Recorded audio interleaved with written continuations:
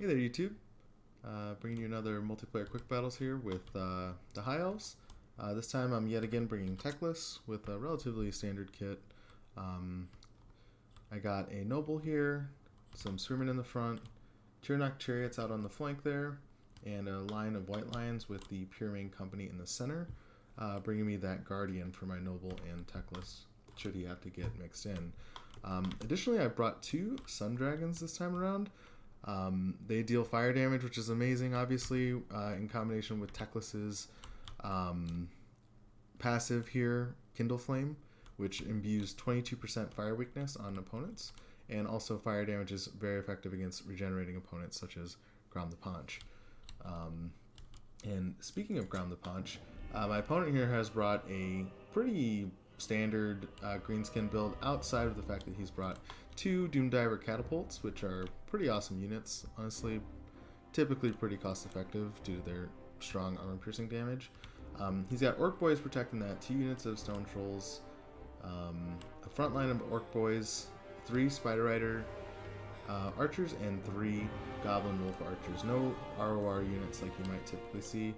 And of course, got Giant Orbital Tag. So as things get going here, I think the Doomdiver catapults end up targeting my chariots right off the gate. It's not the best target because they're kind of hard to hit, but he does actually get some pretty solid damage if I remember correctly.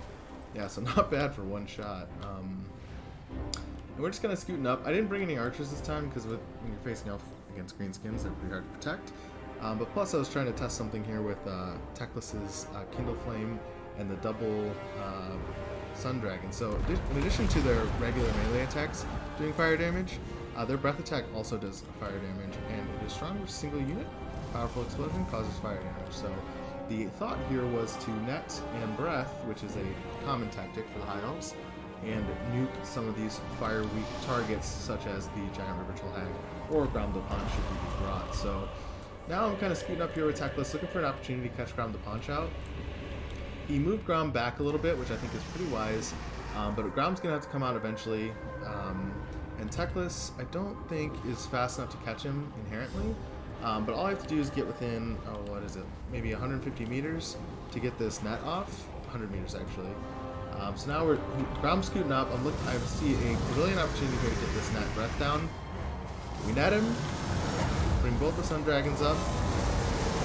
Oh my gosh, we are roasting a pig tonight. So Grom the Paunch is drops 32% HP and 2 amazing charges from my Sun Dragons there. Grom routes almost immediately here, which is amazing for us. Super good trade for us. And now the front line is got here as well, so I can pull my Sun Dragons out. So Grom the Paunch routing right away, absolutely nuking his HP bar, and then he completely shatters, which is absolutely amazing. 2 minutes into the battle, and the greenskins are completely without leadership. So I dived the Sun Dragons back in to kind of help support this Stone Troll engagement, and I dropped the Flaming Sword of Ruin to give my White Lions here a stronger fighting chance against Stone Trolls, who are actively losing and who are also weak to fire. So Kindle Flame plus the bonus fire damage is going to absolutely wreck these Stone Trolls. So he does get some solid damage onto my Sun Dragon here, and on the left flank we're just kind of holding. But now that we've broken this flank, we're going to keep moving our infantry down the line to help support the other engagements. So unfortunately for my opponent, he does not have nearly enough infantry to hold us back. So he's really got to get these Stone Trolls in here to help support the Orc Boys. But like I said, now that we've broken the right flank, I'm moving the White Lions down to help support the center, and the Spearmen up to shut down the Doomdiver catapults. I have one Sun Dragon chasing off the routing Stone Trolls, because Stone Trolls, like I said, they regenerate, and with them having 11 or 12 models left, I do not want them coming back. So I'm going to chase them completely off the map. A little bit wasteful to have my Sun Dragon doing that. I'd like to get the chariots over there, but I think I had them busy helping shut down the Doomdivers here in the center. So Techless is just supporting with leadership now. We shattered another unit of Orc Boys, and we're just absolutely swarming here with our infantry, absolutely shattering these Orc Boys, no problem. Got another net down here. I'm going for another breath attack on the Giant River Troll Hag. Kind of an unfortunate cast there, getting my chariots and whatnot, but the result is still pretty solid. And given that the giant Rubicon Hag is netted, she's going to have a hard time using her melee defense to effect. So we route her as well, and I'm going to be looking for another Shatter, but in the event that I can't get it, luckily I have Chariots here to just kind of chase it off. And since my Sun Dragon took a beating on that dive, I'm definitely going to be looking to get him out of there, see if I can't get a regrowth. With my full HP, Sun Dragon is coming back here to help support the infantry engagement. But this battle is all but over. All the leadership is completely gone. Both the Doom Divers shut down. All that's left is basically Missile Cab and 1 unit of Stone Trolls. So not much hope left for my opponent. A little bit of reserve sitting back here with their Orc Boys. They probably came back from routing. Pulling my routing spearman back into the engagement. And that will do it. My opponent concedes. So really strong gooning attempt from the Sun Dragons here.